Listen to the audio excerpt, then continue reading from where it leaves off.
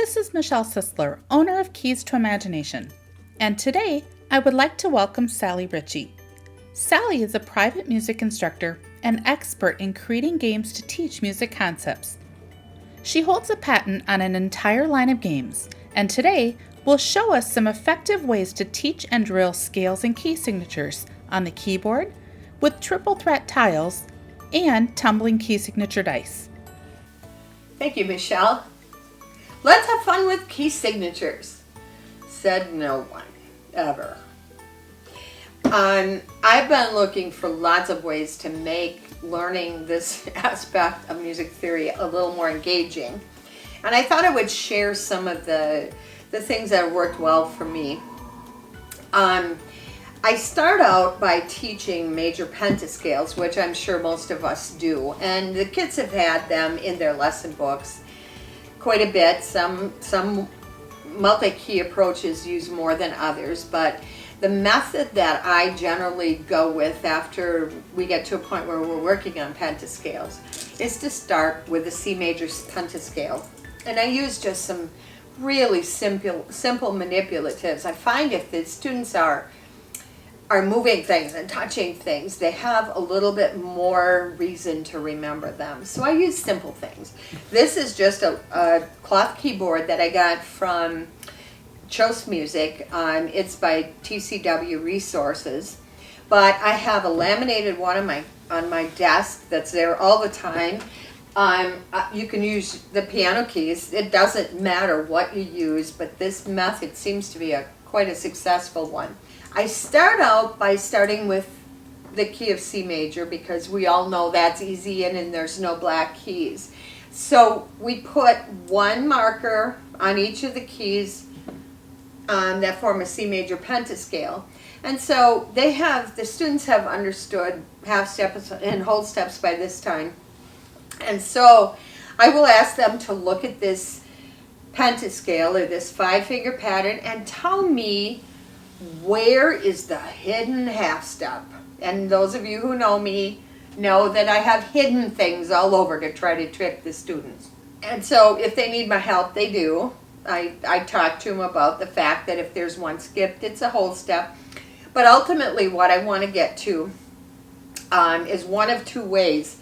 Sometimes I'll teach them that they do 2 whole steps, a half step, and a whole step. So I have to be very careful at this point because when I teach whole, whole, half, whole, I'm finding my kids doing this too often. Whole, whole, half, and they don't understand that you have to have a starting note before you can have a whole step at all. So I teach them to do tonic, whole, whole, half, and whole. Sometimes I'll teach them all of the steps of a pattern are whole steps except from 3 to 4.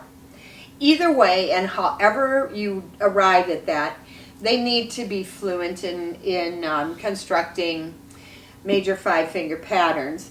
Of course, after they've done a few, I move to moving the 3rd note, half step lower for minor. But I like to start out with just major. And so I will have the student do the next one and we'll start on D. And then I'll talk it through with them. So they have to do tonic, whole. Invariably they'll go to F and then I'll say, well, that's not a whole step. It's got to have a skip. And so here's whole, half, whole. I also ask them to name the tonic and dominant notes at this point. It just helps me prepare for when we're working on chords and scale functions. At a point sometime in the future, depending on how well they're picking this up, we go back to C major and then I'll give them 3 more little markers. And I'll say, once you have that 5-finger pattern, all you do is add 2 whole steps. So here's a whole step, here's a whole step. You started on C, you end on C, so put a C up there and this will give you the whole scale. This is really a painless way to move them from pentascales or major 5-finger patterns to complete scales. And then we go back and add tonic and dominant, now below dominant, subdominant, and so forth. So this helps me teach them how to construct the scales. And then of course, I will have them right from the start go to the piano and actually play their pentascales. So here's C major. And then I'll have them play tonic, dominant, and the triad. Just a way to ease in the chords in a very methodical manner. Now, the next thing is that I do, once they know how to construct the major and minor 5-finger patterns and the scales, then what I like to do is teach them the order of sharps and flats. One of the best things that I have done ever was to have a contest with my students to try to figure out a saying that would fit F, C, G, D, A, E, and B. They came up with fat cats get dinner after every breakfast. They get fat because the minute dinner's done, or breakfast is done, they eat dinner. We had several different entries, and that was the one that had the most votes. So what we do is use Laura Swenson's key signature dice. They're just lightweight foam dice, and so they can pitch them at each other, toss them around, and they can't do anything.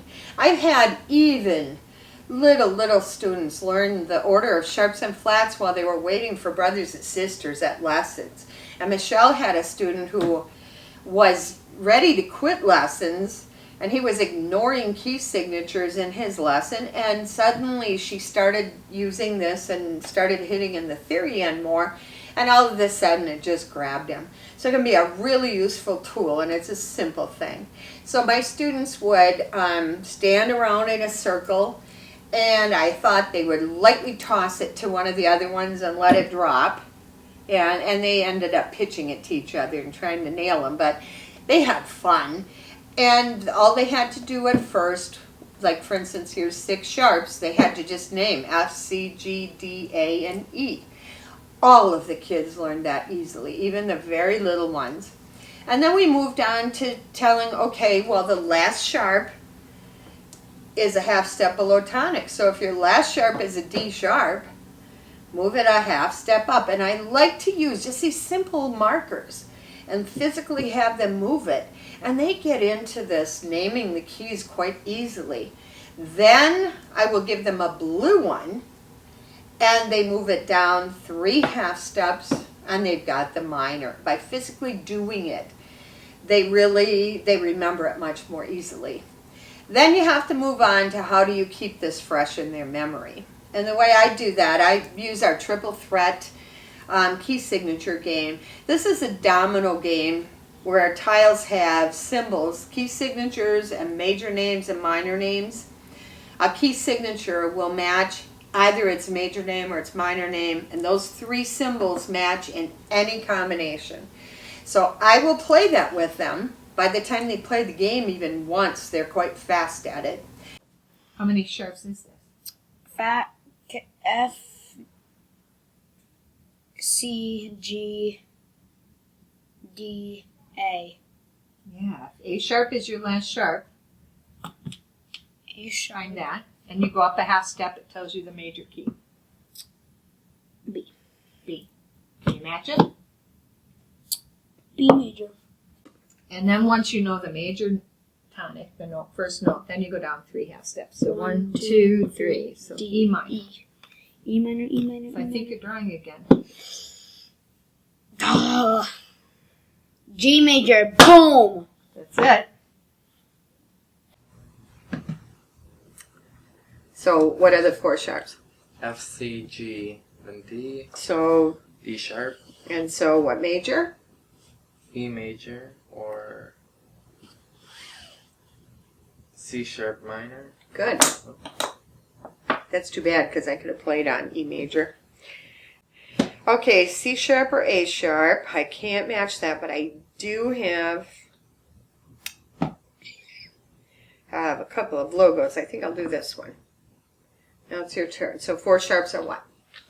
Let's see, so it's F, C, G, D. Good. So D it's sharp for E major, or C sharp minor. Good. Very good. And I cannot. That's also good. I might win. I like to leave it in my waiting room, and when a sibling who's working on key signatures is waiting for a younger brother and sister, they can make a trail of dominoes of key signatures, and then we get out a circle of fifths and they can double check their answers. They learn key signatures, they learn how to use the circle of fifths and what it's for. Yet another win-win. Thanks, Sally, for sharing these ideas for helping students learn and practice key signatures. Order these products and subscribe to our newsletter for exclusive content, specials, and webinars at keystoimagination.com.